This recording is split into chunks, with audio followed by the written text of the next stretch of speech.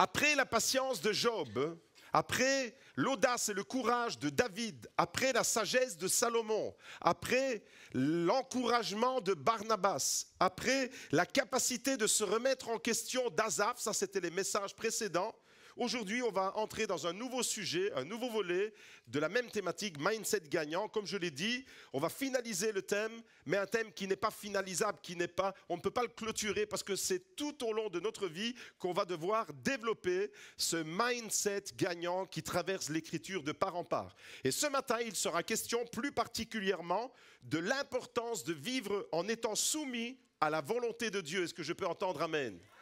L'importance, l'indispensable soumission que nous devons à Dieu, l'importance de connaître la volonté de Dieu. Et donc, le mindset gagnant sera en connexion avec la volonté de Dieu. Un mindset gagnant, quatrième volet, à partir de la prière que Jésus nous enseigne, qui est la plus belle de toutes les prières, que vous connaissez certainement, la prière du Notre Père.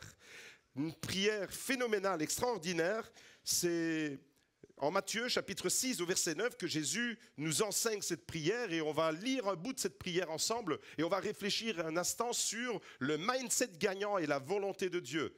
Voici comment vous devez prier, dit Jésus. Notre Père qui es aux cieux, que ton nom soit sanctifié. On l'a chanté, Yahweh, Yahweh, Yahweh. Que ton nom soit sanctifié. La toute première chose, c'est mets le nom de Dieu au-dessus de tout dans ta vie. Que ton nom soit sanctifié, que ton règne vienne et que ta volonté soit faite sur la terre comme au ciel. Amen, amen, amen. Je vais m'arrêter là. Je ne vais pas aller plus loin. On pourrait lire le reste de la prière, mais il y a juste au début de cette prière, qui est magnifique, on a un condensé et il y a assez de matière pour nous émerveiller. Que ton nom soit sanctifié, que ton règne vienne, que ta volonté soit faite sur la terre comme au ciel. Que ta volonté soit faite, autrement dit, dans ma vie. J'invoque le nom de Dieu pour que sa volonté, son autorité, son règne viennent s'exercer sur ma vie. Est-ce que tu es prêt à entendre ce message ce matin? J'invoque le nom de Dieu pour que le règne de Dieu, l'autorité de Dieu vienne impacter ma vie de chaque jour.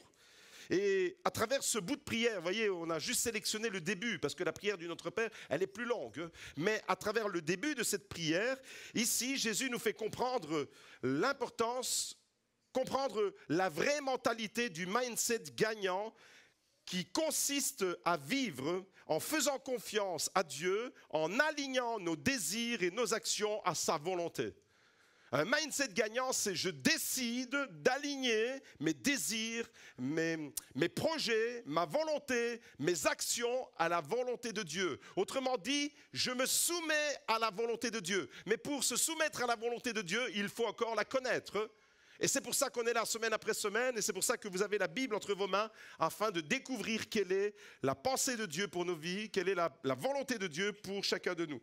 Et donc ce matin, mindset gagnant, numéro 4, et je vais amener la volonté de Dieu dans ta vie ce matin. Toi et la volonté de Dieu. Et puisque c'est Jésus qui nous enseigne à prier de cette manière-là, le premier point sera un focus sur Jésus. Comment lui-même, en tant que fils de l'homme, en tant qu'être humain, parce que Jésus était Dieu, mais il était aussi un homme, comme vous et moi, à l'exception du péché, mais comment Jésus lui-même a intégré cette notion de vivre pour la gloire du nom de Dieu, le règne de Dieu sur sa vie et la volonté de Dieu. Et la toute première chose, et c'est mon premier point ce matin, c'est que toute la vie de Jésus, absolument toute la vie de Jésus, est en parfait accord avec la volonté de Dieu. Quand on regarde la vie de Jésus, quand on lit dans l'Évangile, on découvre que la trame de son ministère, c'est-à-dire tout ce qui a accompagné son ministère pendant les 3 dernières années de sa vie, parce que le ministère de Jésus a été une longue préparation. Mais le ministère s'est exercé sur 3 ans. Ce qu'il devait accomplir, il l'a accompli sur 3 ans et un peu plus. Mais sa préparation, elle a duré 30 ans. Vous voyez? Donc il y a une préparation de 30 années et un accomplissement de 3 ans. Et c'est là que l'histoire de l'humanité a basculé. Il a impacté le monde comme personne, comme quelqu'un qui est venu révolutionner la nature profonde de l'être humain, puisqu'il est venu changer notre cœur de pierre en cœur de chair, et il nous a donné un cœur nouveau. Il est venu graver sa parole, il est venu nous sauver, il est venu faire tomber les barrières, il est venu faire tomber les chaînes, il est venu nous donner la vie. En 3 ans, il a fait tout ça. Et c'est la dernière semaine de son ministère terrestre qui a été la plus impactante des 3 années. Vous voyez, c'est extraordinaire, celle qu'on appelle la passion, la semaine de la passion. Et c'est les derniers moments, vraiment, au moment où il monte sur la croix, au moment où il ressuscite, que tout est accompli pour toi, il te communique la vie. Jésus, toute la trame de son ministère, absolument tout au long de sa vie, vivait en parfait accord avec la volonté de Dieu. Jean chapitre 4, verset 34 nous donne un aperçu. Voilà ce qu'il déclare. Ma nourriture est de faire la volonté de celui qui m'a envoyé et d'accomplir son œuvre. Ma nourriture, ça veut dire quoi? Ma nourriture, quand on parle de nourriture, vous pensez à quoi? Vous pensez à votre repas l'après-midi? Vous pensez à quoi? Ma nourriture, Jésus, évidemment, il n'est pas dans un langage matériel, il est dans un langage spirituel. Et la nourriture ici, c'est quoi? La nourriture, c'est la subsistance. Si vous ne mangez pas, vous mourrez. C'est-à-dire qu'il est en train d'expliquer, il est en train de nous faire comprendre que ma nourriture, tu dois le comprendre comme ma subsistance, ou bien ce qui est indispensable. Si tu ne manges pas, eh bien, tôt ou tard, tu finiras par fermer les yeux et mourir. Ma nourriture, ce qui est indispensable, ce qui est substantiel, ce qui donne de l'énergie également. C'est à travers ta nourriture, la nourriture que tu vas emmagasiner, que tu vas prendre des bonnes vitamines, les protéines et tout ce que tu as besoin pour être en forme. Ta substance, autrement dit, tu vas la chercher dans ta nourriture. Comment tu te nourris? C'est pour ça qu'il y a ce vieux dicton qui dit « on devient ce qu'on mange ». Arrêtons de manger des cornichons. On devient ce qu'on mange. Donc, les amis, ma nourriture, Jésus dit, ma nourriture, c'est-à-dire, vous avez compris qu'on n'est pas en train de parler d'un langage, ce qu'il met dans son assiette, c'est ma substance, ce qui me maintient, mon énergie, c'est quoi? Ma priorité, mon essentiel, c'est de faire la volonté de celui qui m'a envoyé et d'accomplir son œuvre. Et la même déclaration, on la retrouve dans Jean chapitre 6, au verset 38. Jean 6, verset 36, pardon. « Car je suis descendu du ciel, dit-il, il est venu pour ça, pour faire non ma volonté, mais la volonté de celui qui m'a envoyé. » On pourrait résumer la mission de Jésus en une phrase, faire la volonté du Père. La mission de toute une vie, la mission de l'homme le plus impactant de l'histoire de l'humanité se résume en une phrase, faire de la volonté de Dieu, sa propre nourriture personnelle et sa priorité de chaque instant. Faire la volonté du Père et accomplir son œuvre. Et à la fin de sa vie, ça c'est pendant son ministère, et à la fin de sa vie, quand il s'apprête à monter sur la croix et qu'il est en fin de parcours terrestre, parce qu'il va bientôt mourir à Gethsémanée, on le retrouve dans ce jardin de Gethsémanée, il est en lutte. Et là, quand il est dans ce moment de communion avec le Père, voici ce qu'il déclare. C'est juste quelques instants avant de monter sur la croix.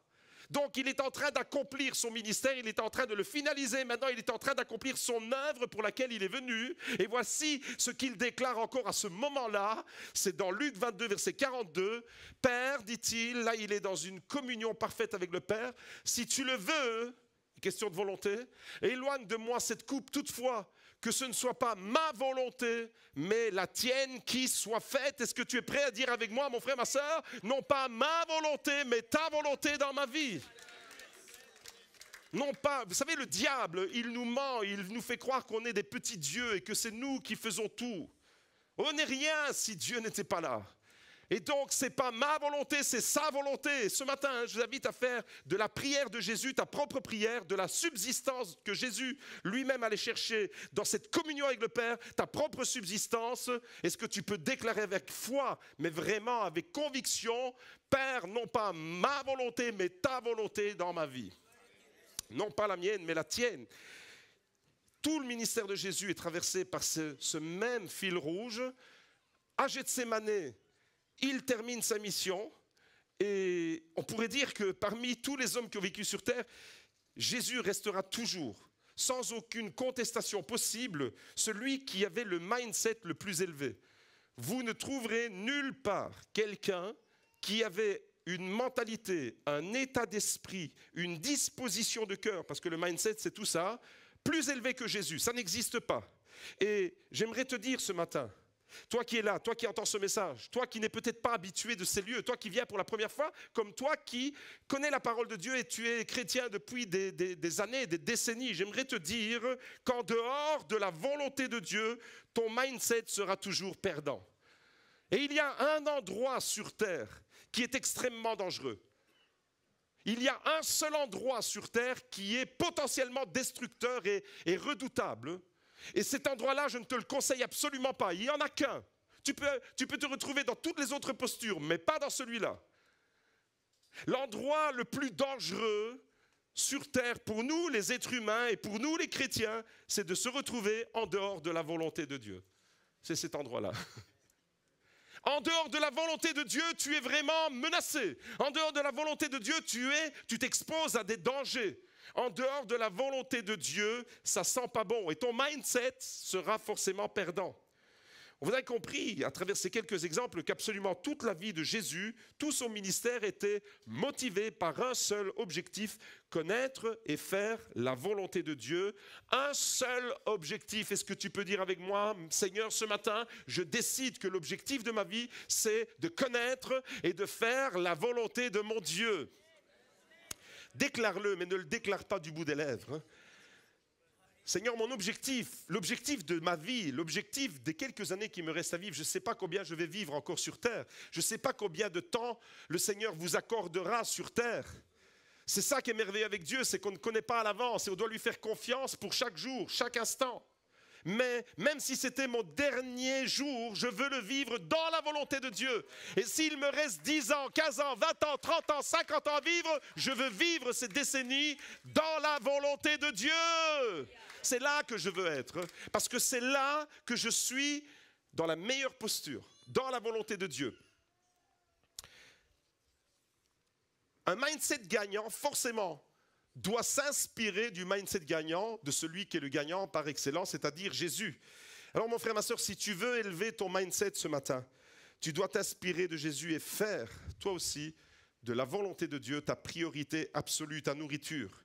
Et en tant qu'enfant de Dieu, alors on doit être préoccupé chaque instant, chaque jour, pour chaque projet, pour chaque décision qu'on doit prendre, pour une orientation professionnelle, pour un couple qui doit se former. J'imagine deux jeunes qui doivent se projeter pour l'avenir, pour la gestion d'une famille, pour le choix d'une activité. Quelle est la volonté de Dieu pour ma vie ?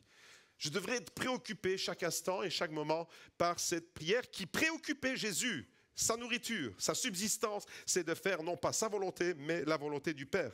Volonté absolue, faire la volonté de Dieu, vivre en harmonie. Et pour les enfants de Dieu, c'est une règle indiscutable, vivre en harmonie avec la volonté de Dieu. Et ça devrait être notre priorité absolue. Vous savez pourquoi ?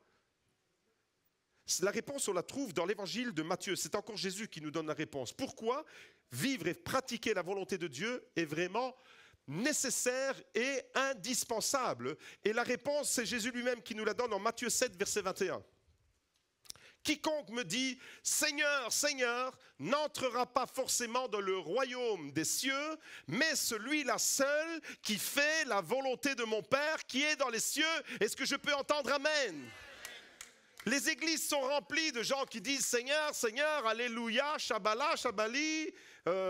Il y a des atmosphères comme ça. Mais le Seigneur, lui, ce qui l'intéresse, c'est pas l'apparence, c'est pas... vous savez, combien de fois les prophètes ont dénoncé le peuple de Dieu qui était attaché à Dieu du bout des lèvres, mais son cœur était éloigné de Dieu. Jésus nous ramène à l'essentiel. Ce n'est pas celui qui fait les plus belles prières, ce n'est pas celui qui semble avoir une vie spirituelle, ce n'est pas celui qui dit « Seigneur, Seigneur » à tout bout de champ. Vous savez, il y a des gens qui ne font que dire « Seigneur, Seigneur, Seigneur, Seigneur », même dans leur prière « Seigneur, mon Dieu, Seigneur, Seigneur, Seigneur, Seigneur ». Le Seigneur est toujours dans leur bouche. Mais Jésus dit, ce n'est pas celui qui invoque mon nom de cette manière-là qui va entrer dans le royaume des cieux. Donc, la question de la volonté de Dieu, elle est fondamentale. Pourquoi? Parce que c'est où tu es dans la volonté de Dieu et tu fais la volonté de Dieu et le royaume des cieux est ouvert pour toi, ou tu es en dehors de la volonté de Dieu, tu ne fais pas la volonté de Dieu et le royaume de Dieu, malheureusement, il est fermé pour toi. Donc la question, elle est vraiment cruciale. Ce matin, je te mets vraiment devant un choix. Tu es devant un carrefour. Est-ce que tu es en ce moment dans la volonté de Dieu? Et si tu n'es pas dans la volonté de Dieu, il n'y a pas de condamnation parce qu'il y a une invitation à venir dans la volonté de Dieu. Le Seigneur t'attend, le Seigneur t'appelle dans sa volonté. Le Seigneur voudrait que sa volonté devienne aussi ta priorité. Vous avez compris alors pourquoi la volonté de Dieu, elle est vraiment fondamentale. On revient à la prière de Jésus. Retenez ces 3 expressions que Jésus nous enseigne. Vivre constamment avec le nom de Dieu, c'est-à-dire mettre Dieu en priorité dans tous nos projets, dans toutes nos décisions, dans l'orientation qu'on va donner à notre vie intime, notre vie personnelle, notre vie spirituelle, notre vie familiale, notre vie active. Mettre le nom de Dieu au-dessus de tout, mettre le nom de Yeshua, Yahweh, c'est-à-dire vivre en perspective de sa gloire. Le règne de Dieu, c'est-à-dire qu'il puisse exercer vraiment une autorité sur nos vies et qu'il puisse régner, c'est-à-dire exercer ce pouvoir qui est le sien, il a le droit de l'exercer sur ma vie. Et quand Jésus nous dit que ton règne vienne et que ta volonté, la volonté de Dieu soit faite sur la terre comme au ciel, avant de la demander pour les autres sur la terre, c'est-à-dire, Seigneur, fais ta volonté au Pakistan, au Bangladesh, à l'Ouzbékistan, des gens qu'on ne connaît pas, mais on dit, fais ta volonté là-bas.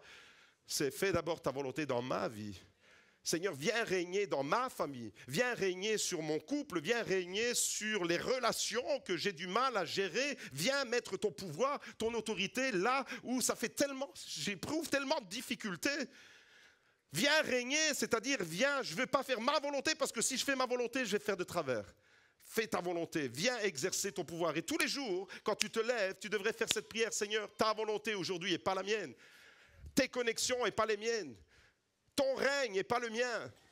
Ton nom élevé et pas le mien. C'est ta gloire et pas la mienne que je veux. Donc on vit en tant qu'enfant de Dieu avec cette perspective d'être dans la volonté de Dieu, le nom de Dieu, le règne de Dieu, la volonté de Dieu, proclame-le avec moi. Le nom de Dieu, le règne de Dieu, la volonté de Dieu sur ma vie. Alléluia! Je vous sens chaud ce matin. Est-ce que vous êtes bouillant pour Jésus ce matin? Moi je le suis. J'ai envie de... Écoutez-moi bien. C'est vraiment important ce que je vais vous dire. J'ai 52 ans. J'ai donné ma vie à Jésus quand j'avais 18 ans. Ça veut dire qu'il y a 34 ans. C'était la période de Dis qu'on aime et de Bénébi. En 1991, vous vous rappelez? Dis qu'on aime. C'est à ce moment-là que j'ai découvert Jésus. Et j'ai traîné avec des gens comme Bénébi, etc. Et j'allais faire les soirées avec eux et compagnie. En 1991, le 30 août 1991, je donne ma vie à Jésus, un gamin de 18 ans qui donne sa vie à Jésus. Tout a changé depuis. Ça a bouleversé le reste de ma vie. J'ai pu construire ma vie, j'ai pu construire ma famille, j'ai pu entrer dans l'appel de Dieu, servir Dieu tant bien que mal, avec mes forces et mes défauts, avec mes qualités et mes faiblesses, mais j'ai pu entrer dans l'appel de Dieu. À 18 ans, pourquoi? Parce que j'ai entendu quelle était la volonté de Dieu pour ma vie. Et depuis, j'ai étudié beaucoup la parole de Dieu, vous le savez. J'ai passé beaucoup d'années à étudier la parole de Dieu. À l'université, j'ai étudié la psychologie, la philosophie même. Et je peux vous dire que je n'ai jamais rencontré nulle part, pendant toutes ces années, pendant 34 ans de vie chrétienne, je n'ai jamais rencontré nulle part quelqu'un qui vit pour la gloire de Dieu, qui recherche le règne et la volonté de Dieu pour sa vie et qui a raté sa vie. Ça n'existe pas.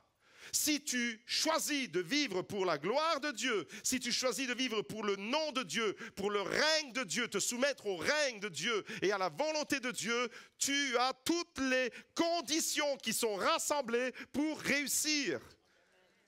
Allô? Vous voulez que je vous mette 10 qu'on aime ou quoi? Quand tu vis en te soumettant, aux lois spirituelles de celui qui a tout créé, Tu ne te soumets pas à un homme, tu te soumets aux lois, aux principes. Vous savez, le monde fonctionne avec des lois, le monde matériel dans lequel nous vivons fonctionne avec des lois, et le monde spirituel fonctionne également avec des lois. Et quand tu choisis délibérément de te soumettre aux lois spirituelles de celui qui a tout créé, tu ne peux pas te tromper. Tu ne peux pas manquer, Jada. Tu ne peux pas te tromper, tu ne peux pas manquer. Tu es dans le bon. Tu remplis vraiment toutes les conditions pour être propulsé dans la meilleure destinée. Pourquoi? Parce que tu as choisi de vivre en respectant les principes, c'est-à-dire la volonté de celui qui a tout créé et qui sait ce qu'il fait. Toi, tu ne connais pas ta vie. Toi, tu ne sais pas telle ou telle décision où ça va te mener. Tes incertitudes vont peut-être... Ça va bien se passer, ça va peut-être pas bien se passer. Mais celui qui a tout créé, il a une pleine connaissance des choses que toi tu ignores complètement. Il sait. Et il sait pourquoi il t'amène d'un point A à un point B par ce chemin-là. Pourquoi? Parce qu'il connaît les obstacles que tu vas rencontrer, les difficultés, les pièges que tu dois déjouer. Et c'est la raison pour laquelle il est vraiment avantageux pour chacun d'entre nous, comme Jésus lui-même nous l'a démontré, de connaître la volonté de Dieu, de marcher en nous soumettant à l'autorité de Dieu, de vivre pour le nom de Dieu et le règne de Dieu sur nos vies. Amen, amen, amen. C'est vraiment avantageux pour nous de le faire. Alors ce matin, j'invite à faire cette prière avec moi. Dites avec moi, Seigneur, non pas ma volonté, mais ta volonté dans ma vie. Amen. La volonté de Dieu est tellement merveilleuse et tellement puissante. Et j'aimerais te dire, mon frère, ma sœur, cherche la volonté de Dieu pour ta vie spirituelle. Cherche la volonté de Dieu pour ta vie de couple. Cherche la volonté de Dieu pour ta vie de célibataire, si tu es célibataire. Cherche la volonté de Dieu dans le choix d'un conjoint, dans le choix d'un mari. Ne te mets pas avec quelqu'un sans avoir consulté la volonté de Dieu et après tu réalises que tu t'es planté, que tu as perdu tant d'années et en même temps tu es ramassé à la petite cuillère. Pourquoi? Parce que tu as été démoli. Cherche la volonté de Dieu, ça t'évitera aussi des pièges, ça t'évitera aussi des déboires, ça t'évitera des douleurs. Cherche la volonté de Dieu pour tes études. L'orientation, vous savez, les jeunes, c'est tellement important. Je parlais avec David et Céline juste avant le culte. Je dis, mais les jeunes, c'est tellement important, les jeunes. Pourquoi? Parce que les jeunes, dans leur choix de vie qu'ils font, quand ils sont jeunes, dans la tranche d'âge, jusqu'aux alentours de la vingtaine, les quelques décisions qui sont prises à ce moment-là peuvent conditionner le reste de leur vie. Les choix d'une étude, du type d'étude, le choix d'une relation en couple avec qui on va se mettre, ça va orienter forcément le reste de ta vie dans une direction plutôt qu'une autre. Si tu choisis de faire des études de médecine, tu vas t'orienter vers quelque chose qui a un rapport avec la médecine. Mais si tu as envie de traîner dans les rues, eh bien, tu ne pourras pas ambitionner la vie d'un médecin. Vous saisissez, si tu ne cherches pas la volonté de Dieu, et je m'adresse aux plus jeunes, dans les choix, les relations, les connexions, les alliances qu'on fait, eh bien, tu vas certainement, à un moment ou l'autre, regretter certains choix, certaines décisions. Mais je peux vous garantir qu'avec Jésus, tu ne regrettes absolument rien. Il a un plan parfait pour ta vie. C'est la raison pour laquelle tu dois connaître sa volonté. Cherche la volonté de Dieu pour tes finances, même pour tes vacances. Cherche la volonté de Dieu. Cherche la volonté de Dieu pour tout. Cherche la volonté de Dieu parce que la volonté de Dieu, elle est parfaite.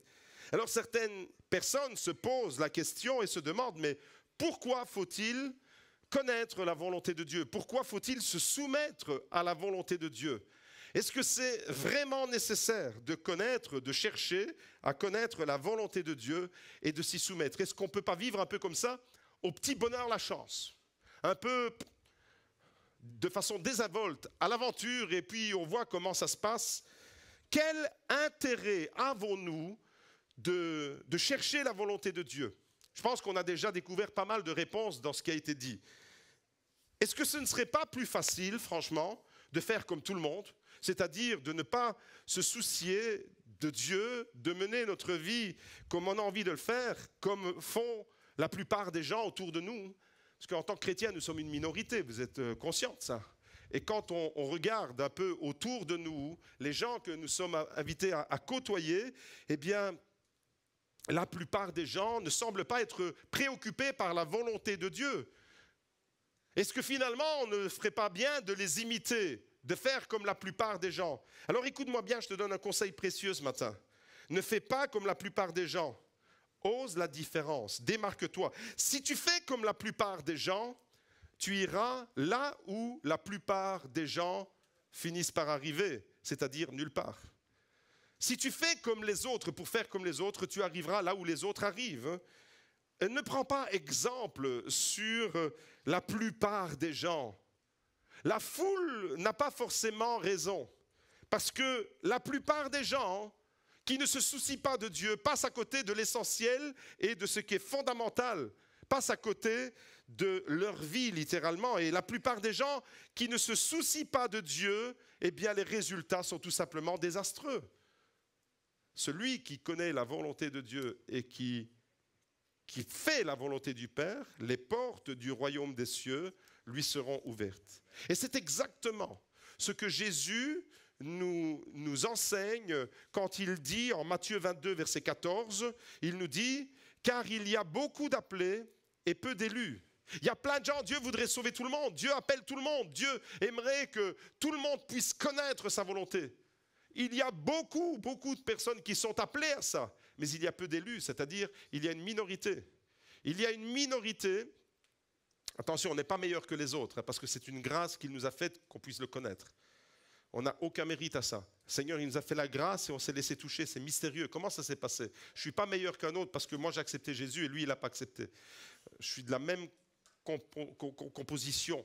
On est pécheurs, on est tous pécheurs. Okay? Mais attention, tout dépendra de la réponse que tu donneras à l'appel de Dieu et à sa volonté dans ta vie. Beaucoup d'appelés, mais peu d'élus. Ça veut dire peu de personnes répondent à l'appel de Dieu. Peu de personnes répondent à la parole de Dieu. Peu de personnes vraiment sont interpellées par la volonté de Dieu. Et j'aimerais te dire ce matin, c'est vraiment un conseil précieux que je te donne, d'ami en ami. Je vous aime beaucoup et j'aimerais vraiment vous donner des conseils de la parole de Dieu afin que vous puissiez réussir votre vie. J'aimerais vous dire ce matin, ce n'est pas parce que les autres s'éloignent de la volonté de Dieu que toi tu dois t'éloigner.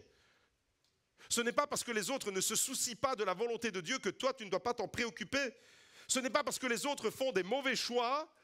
On est malheureusement dans un monde d'influence et les influences négatives, quand tu entends parler en négatif, etc., tu es contaminé. Démarque-toi, sois différent, cherche la volonté de Dieu, ne fais pas la volonté des hommes, ne suis pas l'homme. La Bible nous dit clairement, malheur à l'homme qui met sa confiance en l'homme.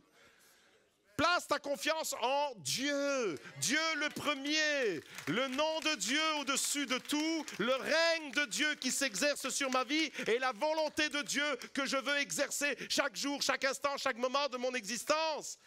Et là alors tu auras la bonne attitude, le mindset gagnant parce que tu vivras en harmonie avec le Créateur du ciel et de la terre. Il n'y a rien de plus beau que ça, mes amis. Alors, pourquoi faut-il se soumettre à la volonté de Dieu? Premièrement, parce que Jésus, toute sa vie, était soumise à la volonté du Père. Numéro 2, deuxième réponse, parce que la création tout entière est soumise aux lois divines, aux lois de Dieu. La création tout entière, c'est extraordinaire. Et j'aimerais te dire ce matin qu'en observant les merveilles de la création, pendant les vacances, vous avez vu des paysages fabuleux, somptueux. J'ai vu les photos de certains, ça fait rêver. En observant cette magnifique création dans laquelle Dieu nous a placés, eh bien, on aura forcément envie de connaître les merveilles du Créateur, de celui qui a tout créé. Donc, si tu es attentif aux merveilles et aux lois qui s'exercent dans la nature, eh bien, tu ne peux qu'être émerveillé de reconnaître la main de Dieu. Psaume 19, verset 1, le psalmiste était émerveillé.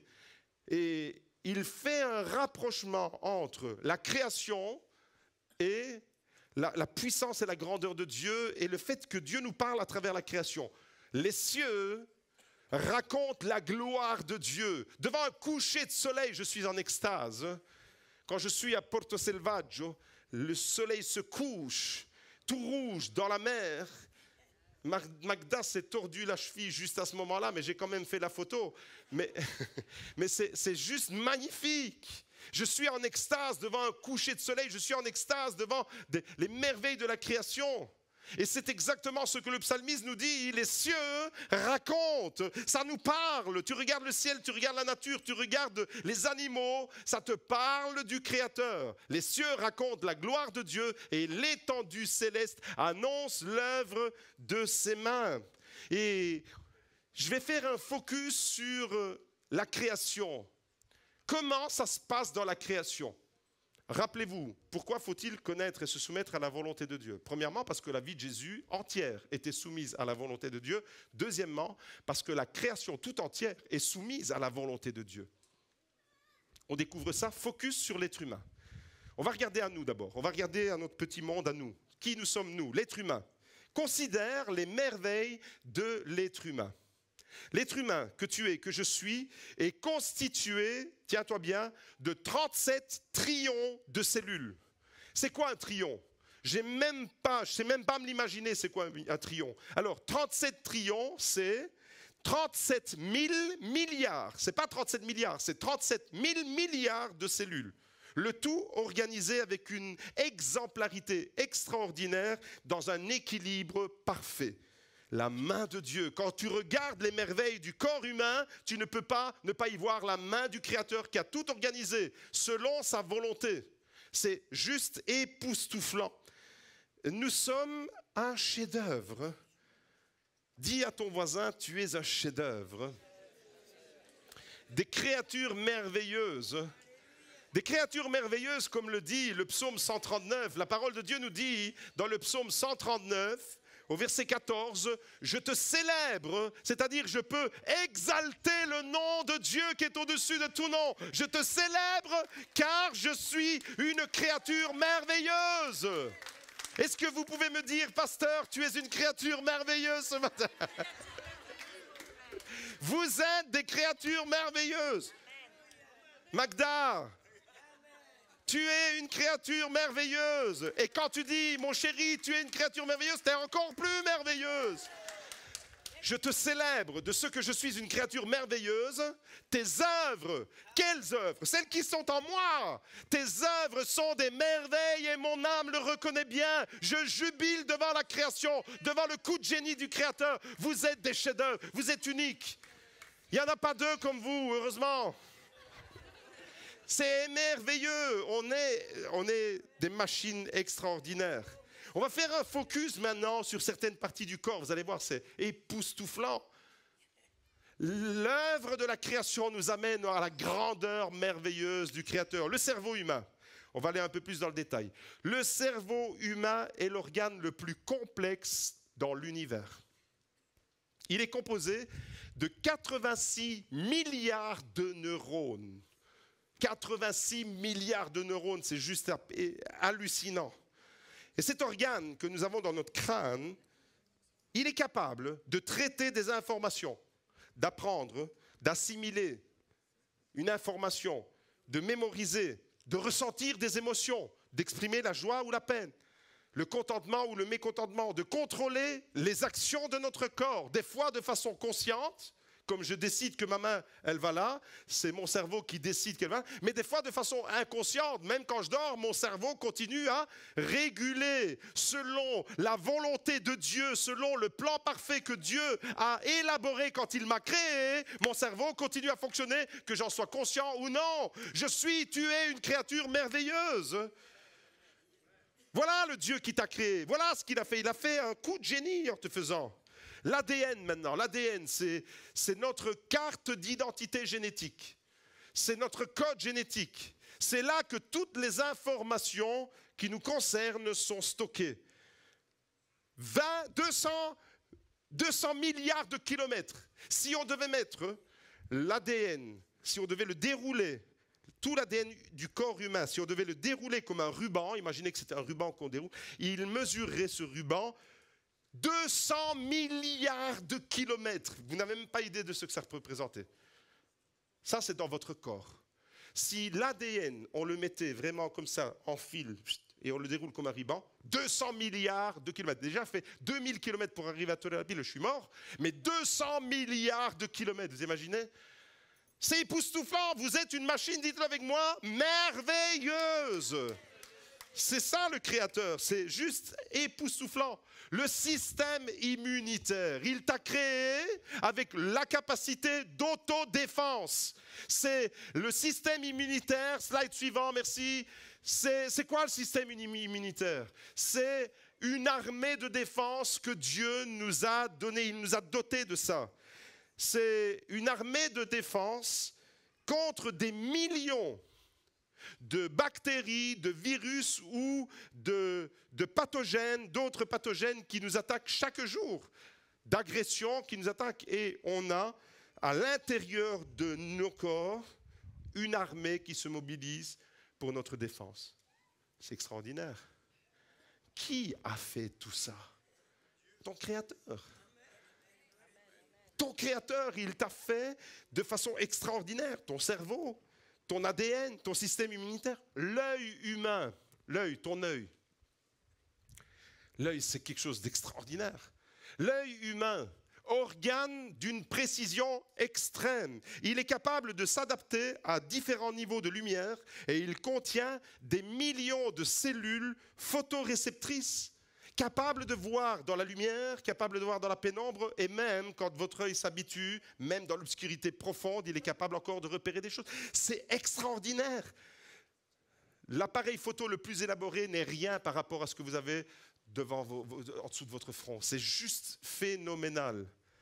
Le cœur qui bat sans jamais s'arrêter depuis le début de votre vie jusqu'à la fin.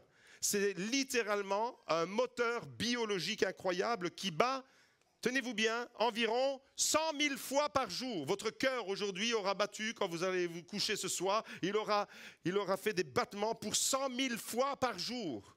Vous vous rendez compte? Et qui pompe plus de 7 500 litres à travers le corps. Voilà qui nous sommes. Il s'assure en faisant ça que l'oxygène circule dans le corps entier et atteint chaque cellule du corps pour nous maintenir en vie. Je suis une créature merveilleuse. Qui a fait tout ça? Celui qui a une volonté parfaite pour toi, pour ta vie. Il t'a créé et il a dit, je vais sortir le grand jeu. Je vais faire quelque chose de waouh. Alors on va quitter juste maintenant un peu le corps humain et on va s'intéresser à ce qui se passe autour de nous. On n'est quand même pas le centre de l'univers, après tout. On va s'intéresser à ce qui se passe autour de nous, c'est-à-dire focus sur la terre où Dieu nous a placés. La terre, cette merveilleuse création, c'est la maison dans laquelle nous vivons. La Terre, la planète Terre, cette planète bleue, qui a une circonférence de 40 000 kilomètres. C'est la seule planète dans notre système solaire où la vie est possible. C'est impressionnant. La vie est possible sur Terre, mais dans aucune des planètes. Et la vie, elle est sur Terre, elle est possible pour plusieurs raisons. Je vais juste rapidement vous énumérer quelques raisons. Je vous donne quelques éléments de réflexion. Premièrement, pourquoi la vie, elle est possible sur Terre et pas dans les autres planètes de notre système solaire? Parce qu'elle est située dans ce que les scientifiques appellent la zone habitable, autour du Soleil. C'est-à-dire que la Terre se situe ni trop loin, ni trop près du Soleil. Si elle était un peu plus loin, la vie serait impossible parce qu'il ferait trop froid. Si on était trop près, elle serait impossible parce qu'on serait brûlé par le Soleil. La Terre, elle est juste à une distance idéale, précise selon la volonté du Créateur. Rappelez-vous, le psalmiste dit « Les cieux racontent la gloire de Dieu et l'étendue céleste annonce l'œuvre de ses mains ». Eh bien, nous sommes à une distance du Soleil qui permet que l'eau existe de façon liquide et qui est essentielle à la vie. La première raison pour laquelle la vie est possible sur Terre, c'est parce que nous sommes à une bonne distance du Soleil. Deuxièmement, parce qu'elle bénéficie, la Terre, d'une atmosphère protectrice. Autour de la Terre, il y a une atmosphère qui est constituée de gaz, et ces gaz, on ne va pas les énumérer, ça ne sert à rien, mais qui constituent notre atmosphère, sont une barrière de protection. C'est comme si Dieu nous avait créés sur Terre. On est déjà, nous, merveilleux, mais il nous place sur une Terre merveilleuse et il nous place dans des conditions extraordinairement merveilleuses avec une atmosphère qui est un bouclier, qui est une protection, qui est une couche de protection afin que la vie soit possible sur Terre et qui nous protège, cette atmosphère, des rayons nocifs du soleil.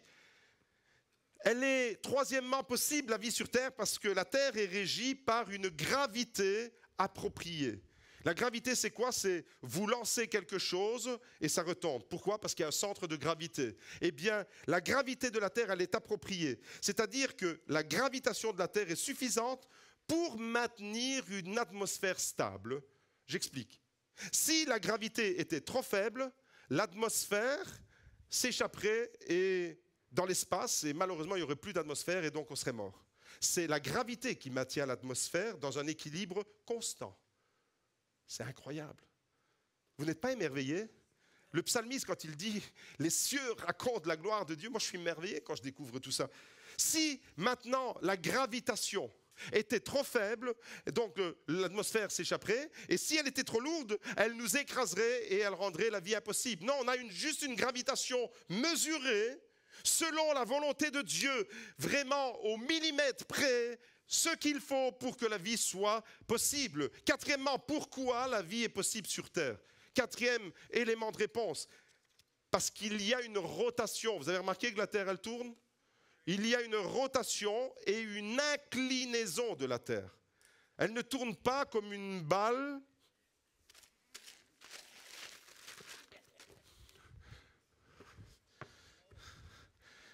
Ça sent les States, hein? Phoenix, listen. Non, elle ne tourne pas comme ça. Elle tourne de façon inclinée. Ok? Retenez bien ça. Alors, la rotation de la Terre, l'inclinaison de la Terre permet l'alternance du jour et de la nuit et des saisons qui donne une variété climatique à la Terre. C'est parce qu'elle est inclinée comme ça. Juste les quelques degrés qu'il faut. Alors, Seigneur, quelques degrés en plus pour la Belgique, ça ne nous ferait pas du tort, mais il sait ce qu'il fait. Même quand il a créé le climat de la Belgique, il savait ce qu'il fait. Pourquoi? Parce qu'il y a des gens qui ne supportent pas la chaleur, n'est-ce pas? Il y a des gens, dès qu'on arrive à 23, 24 degrés, c'est le grand maximum. Alors il faut demander avec 45 degrés. Donc il y a des pays pour ceux qui aiment bien la fraîcheur. Et il y a des pays pour ceux qui aiment bien les fortes chaleurs. Tout ça est possible, pourquoi? Parce qu'il y a une inclinaison de la Terre, ce qui donne une diversité climatique et qui favorise l'écosystème diversifié. Toutes ces conditions réunies, et je pourrais encore allonger, mais je vais m'arrêter, on n'est pas dans un cours de sciences. Toutes les conditions réunies font de la Terre un environnement unique et propice à la vie. C'est incroyable. Et dans cette magnifique création dans laquelle nous vivons, il y a des montagnes et des océans. Ce n'est pas le même décor partout. Regardez dans la photo suivante, il y a des mers et des rivières, des animaux de toutes sortes, des plus beaux les uns que les autres. C'est juste magnifique. Quand je suis devant un tableau comme celui-là, je tombe à genoux devant le Créateur et je célèbre la gloire. Les cieux racontent la gloire de Dieu et l'étendue céleste annonce l'œuvre de ses mains. Qui a créé ces choses merveilleuses? La main de quelqu'un dont la volonté est parfaite. Il est parfait, voilà ce qu'il nous a donné. Regardez, c'est juste magnifique là. C'est waouh. Et devant cette magnifique création, les enfants de Dieu, qu'est-ce qu'ils font? Devant ce chef-d'œuvre, quand je prends conscience que je suis une créature merveilleuse, qu'il m'a placé dans une terre fantastique et merveilleuse, quand je considère l'œuvre de la main de Dieu mieux qu'un artiste, mieux qu'un peintre, il a fait des choses mais hors normes. Mais c'est incroyable ce qu'il a fait.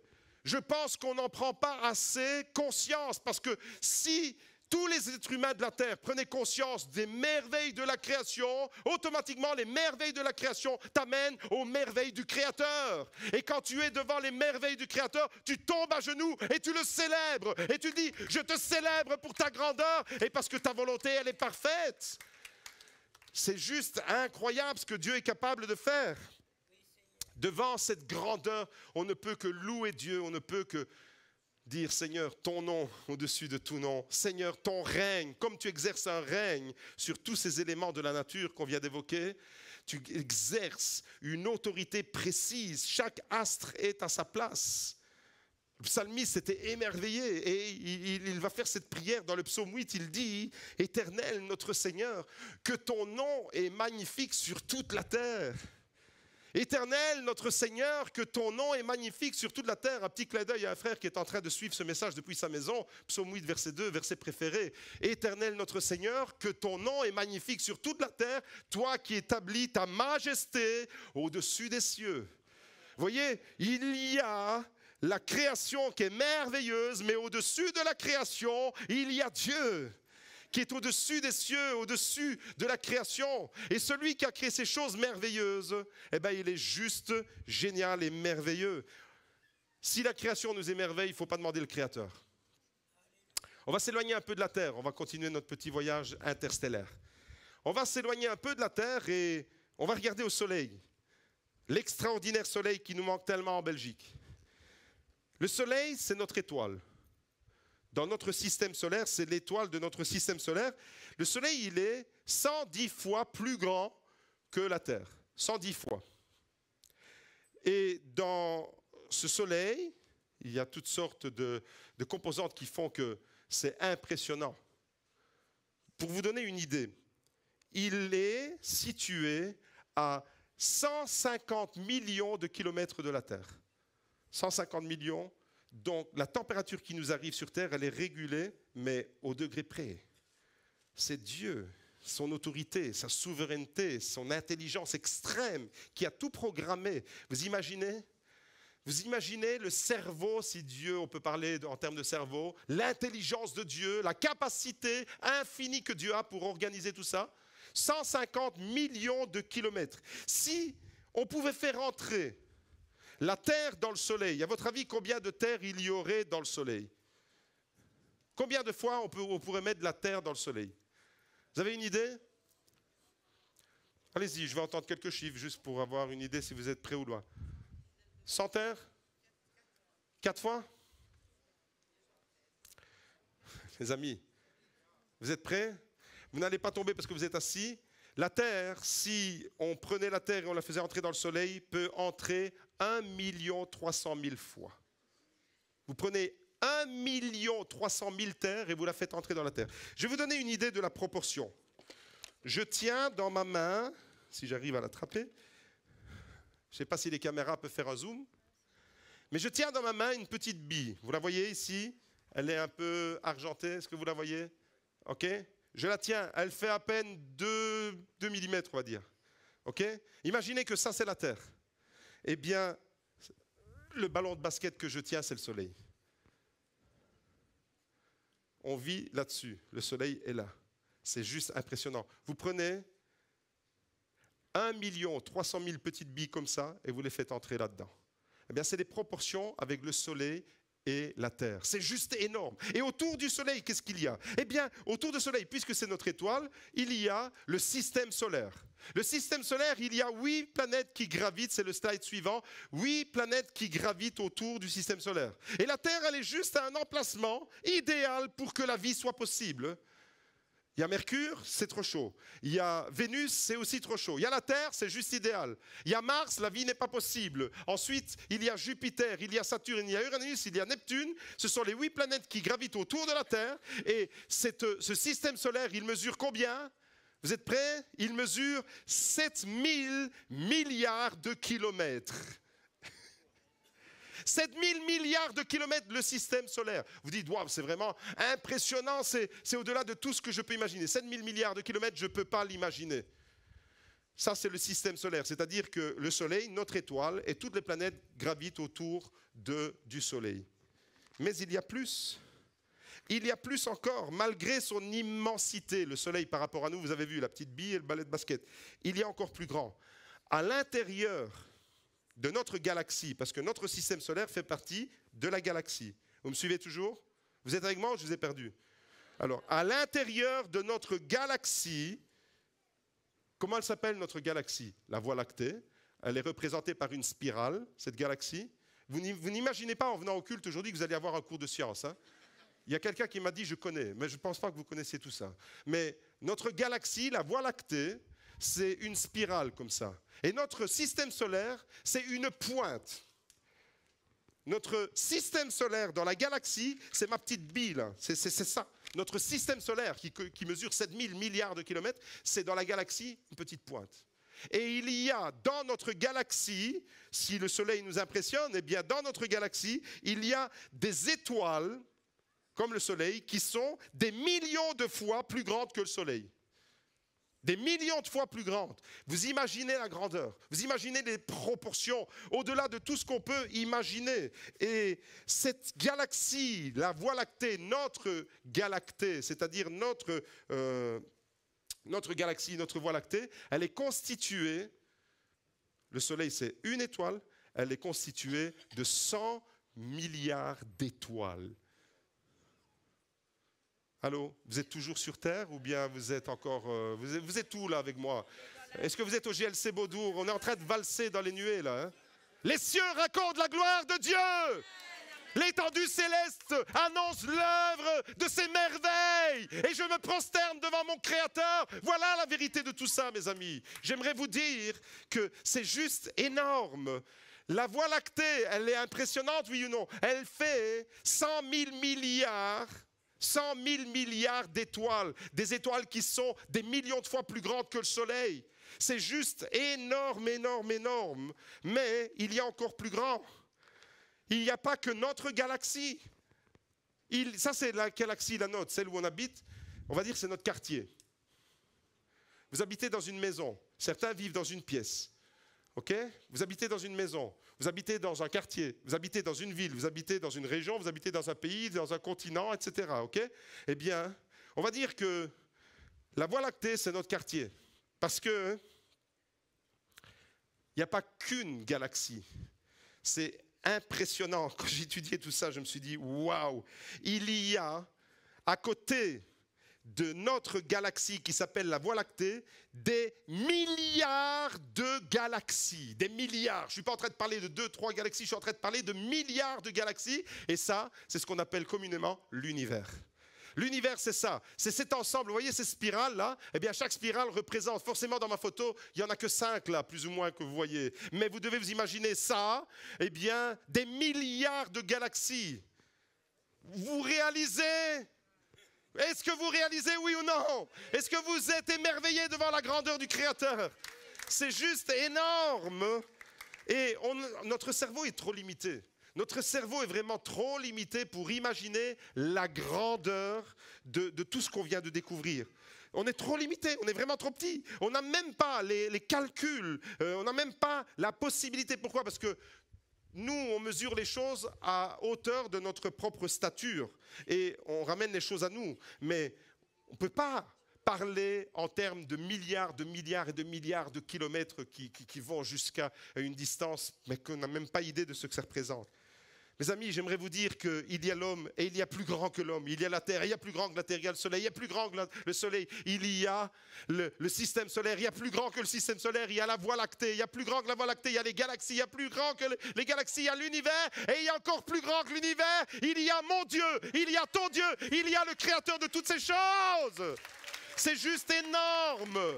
Le Dieu Tout-Puissant, créateur du ciel et de la terre, créateur de l'univers, voilà celui devant qui je me prosterne. Et c'est devant celui qui a créé toutes ces choses que je veux donner ma vie. C'est à lui que je veux lui donner ma vie.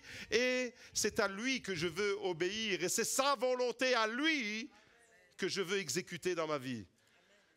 Ce n'est pas à n'importe qui que je soumets ma vie. Ce n'est pas au dernier rigolo qui débarque. Je ne suis pas en train de soumettre ma vie à n'importe qui. Je ne suis pas en train de me laisser influencer par n'importe quoi. Je suis en train de m'émerveiller de la grandeur, de la capacité infinie de mon Dieu. Et c'est à lui que je veux donner toute ma révérence, mon obéissance. Au-delà de l'univers, il y a ce Dieu, ce Créateur, ce Tout-Puissant, merveilleux. C'est celui à qui nous pouvons dire « Notre Père » qui es aux cieux, que ton nom soit sanctifié, que ton règne vienne, que ta volonté soit faite sur la terre comme dans les galaxies, comme dans l'univers. Vous me saisissez? Vous êtes avec moi? Il tient les étoiles, il jongle comme avec des balles entre ses mains. C'est invraisemblable, c'est extraordinaire.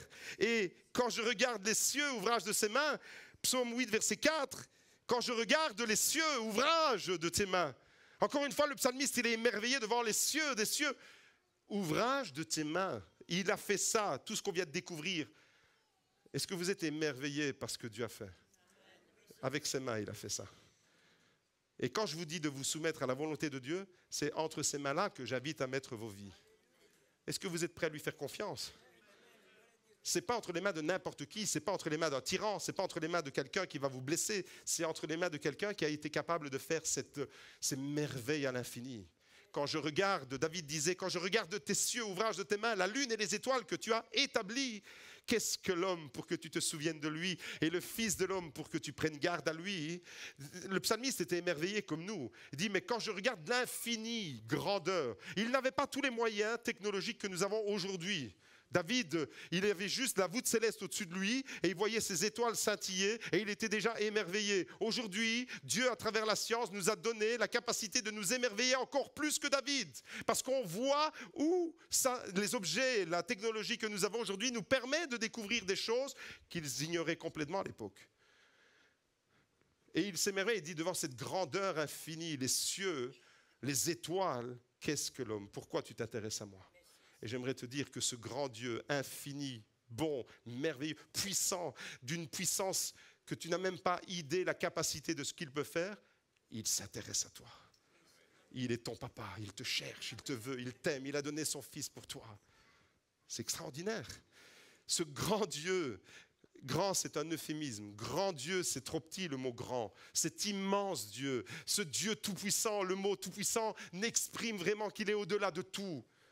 Il s'intéresse à toi, il veut être proche de toi, il veut te communiquer sa volonté, il veut t'instruire, il veut que tu puisses découvrir quel est le plan qu'il a pour ta vie. Waouh! J'aimerais vous dire une chose et je vais vous poser une question. Question pour un champion ce matin. Pensez-vous que celui qui a créé toutes ces choses qu'on vient de voir ne soit pas capable de gérer et de diriger votre vie de la meilleure façon? Pensez-vous qu'il soit incapable, après avoir vu, passé en revue ces merveilles de ce que Dieu a fait, comment il a établi les choses dans l'immensité? Et on aurait pu faire le chemin inverse, parce que l'infiniment grand rejoint l'infiniment petit dans l'atome. C'est aussi merveilleux dans l'infiniment grand que dans l'infiniment petit. C'est là qu'on voit que le coup de génie de Dieu, il ne cesse de nous surprendre. Est-ce que vous croyez sincèrement, et je m'adresse à tous ceux qui se posent la question, pourquoi finalement faut-il se soumettre à la volonté de Dieu? Est-ce que vous croyez que celui qui a créé toutes ces choses, qui a établi des lois spirituelles, des lois physiques, de cette manière-là, avec une précision extraordinaire, votre cerveau, votre ADN, votre œil, votre cœur, votre système immunitaire et j'en passe, la Terre, le Soleil, les galaxies, l'univers, celui qui a créé toutes ces choses ne soit pas en mesure de s'occuper de vous, de votre problème, de votre situation? Est-ce que vous croyez sincèrement qu'il n'est pas capable? J'aimerais te dire ce matin, mon frère, ma soeur, et l'équipe de louange peut me rejoindre, celui qui maintient l'univers en équilibre parfait est parfaitement capable de s'occuper de ton problème, celui que tu vois grand comme une montagne en cet instant. Tu as un problème et tu le vois comme si c'était l'univers. Je t'invite à relativiser ton problème. Regarde la grandeur de l'univers. Regarde les merveilles de ton Dieu. Regarde qui il est, ce Dieu-là. Il est capable, il est parfaitement capable de gérer ta situation. Je vous demande vraiment de réfléchir un instant à ça. Devant la grandeur de ce Dieu-là qui est au-dessus de tout, il est capable, il est parfaitement capable de prendre ton problème en main. Ta maladie, il est capable de te guérir. Il est capable de solutionner ton problème avec ton enfant. Il est capable de te conduire dans la meilleure direction. Il est capable de te diriger de la meilleure façon. Il est capable de mettre de l'ordre dans ta vie qui semble être désordonnée. Il est capable, ce Dieu-là est parfaitement capable de te guérir de ta maladie et de ton infirmité. Il est capable. S'il a été capable de créer cet univers infiniment grand, ne penses-tu pas qu'il soit capable de gérer ton problème? Mais bien sûr qu'il est capable. J'aimerais te dire, mon frère, ma soeur, Dieu ne s'est pas trompé quand il a créé l'univers. Il ne s'est pas trompé quand il a créé la Voie lactée. Il ne s'est pas trompé quand il a créé le système solaire. Il ne s'est pas trompé quand il a créé la Terre. il ne s'est pas trompé non plus quand il t'a créé toi. Tu n'es pas une erreur de parcours. Tu es dans la volonté de Dieu. Ton existence est dans la volonté de Dieu. Tu existes par sa volonté. Et voilà encore pourquoi tu dois être soucieux de sa volonté. Parce que si tu existes envers et contre tout, il y a des enfants qui ont survécu à des tentatives d'avortement de leurs parents et qui témoignent aujourd'hui de la grandeur de Dieu. Si tu existes, c'est parce que Dieu t'a voulu. Et il veut, dans ta vie de tous les jours, il veut te conduire. Il veut te communiquer sa volonté.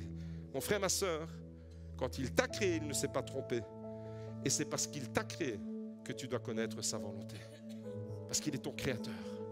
On a vu, premièrement, que c'est indispensable de connaître la volonté de Dieu parce que Jésus a soumis toute sa vie entière, tout son ministère à la volonté du Père. Indispensable de connaître la volonté de Dieu, premièrement parce que Jésus a soumis sa vie entière. Deuxièmement, parce que l'univers tout entier est soumis à sa volonté. Et troisièmement, et je termine avec ça, parce que la volonté de Dieu pour ta vie est ce qu'il y a de meilleur pour toi. La volonté de Dieu pour ta vie est ce qu'il y a de meilleur. Romains chapitre 12, et on termine avec ça, nous dit « Soyez transformés par le renouvellement de l'intelligence, afin de discerner quelle est la volonté de Dieu, ce qui est bon, agréable et parfait. » Est-ce que tu peux dire avec moi, la volonté de Dieu pour ma vie est bonne, agréable et parfaite, même quand ça fait mal. Parce que la volonté de Dieu, des fois, elle peut faire mal, mais c'est quand même agréable. C'est comme quand vous allez chez l'ostéopathe, il vous fait mal, mais c'est bon. C'est comme quand vous allez chez le dentiste, il vous fait mal, mais c'est bon. Vous me suivez? Et la volonté de Dieu, ça peut être comme chez le dentiste. La piqûre que vous redoutez, elle est quand même nécessaire pour vous anesthésier. L'ostéopathe qui vous fait valser dans tous les sens, des fois vous dites « Ah, mais c'est nécessaire pour vous débloquer. » La volonté de Dieu, elle est bonne. Tu n'as pas à craindre de la volonté de Dieu. C'est juste ce qu'il y a de meilleur pour toi. Elle est agréable et elle est parfaite. La volonté de Dieu, c'est le plan de Dieu pour ta vie sur mesure. Je t'invite à le découvrir. Le plan pour ta vie. Parce que Dieu a un plan. Ne crois pas que si Dieu a créé cet univers tellement grand et complexe qui nous a donné le vertige ce matin, il a un plan pour tout ça. Et quand il t'a créé, il avait déjà une finalité pour ta vie, un but à ta vie, une existence voulue. Quand tu étais dans les entrailles de ta mère, ce psaume qu'on a lu tout à l'heure, 139, verset 14, qui dit « Je te célèbre car je suis une créature merveilleuse », c'est quand David prend conscience des merveilles qu'il était, même quand il était dans les entrailles de sa maman. Les yeux de Dieu te voyaient déjà quand tu étais dans le ventre de ta mère. Les yeux de Dieu n'ont jamais manqué de se poser sur toi, et les yeux de Dieu sont posés sur toi parce qu'il veut te bénir, il veut te conduire.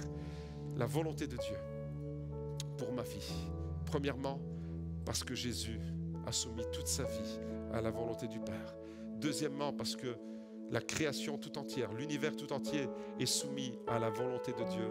Et troisièmement, parce que la volonté de Dieu est bonne, agréable et parfaite. Est-ce que vous êtes prêts à célébrer la grandeur de ce Dieu-là, la grandeur de ce Dieu qui vous aime, d'un amour parfait, la grandeur de ce Dieu infiniment plus grand encore que l'univers, la grandeur de ce Dieu qui, malgré sa grandeur, s'est fait tout petit en la personne de Jésus pour venir nous rejoindre sur terre.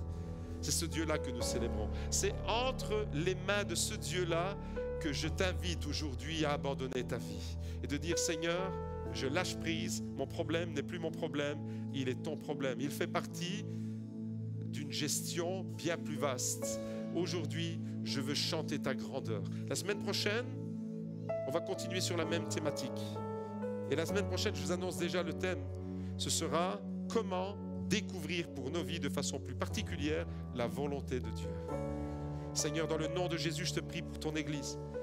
Merci Seigneur parce que ce matin, tu nous as placés devant les merveilles de la création, devant la merveilleuse personne qu'est Jésus, inégalable sur terre. Personne n'a pu lui ressembler. Ta création juste merveilleuse et fantastique, que ce soit l'être humain, la terre, le soleil, les galaxies, les étoiles, l'univers tout entier, on est juste et émerveillé par qui tu es. Oui Seigneur, avec le psalmiste, nous disons, les cieux racontent la gloire de notre Dieu. Et ce matin Seigneur, nous voulons te faire confiance. Nous croyons Seigneur, que si tu as été capable d'orchestrer toutes ces choses de façon extraordinairement précise, si tu as été capable de placer la terre à une distance idéale pour que la vie se développe, si tu as été capable de nous maintenir dans l'univers entier, en équilibre, avec une force d'attraction, avec toutes les lois de la gravité, avec toutes les lois qui rendent la vie possible, si tu as été capable d'instaurer, toi le Créateur, toutes ces choses, tu es capable de venir gérer, tu es capable de venir apporter une solution aux problèmes, aux difficultés, aux luttes et aux combats que nous menons chaque jour dans notre existence. Seigneur, nous te prions ce matin, non pas notre volonté, mais ta volonté.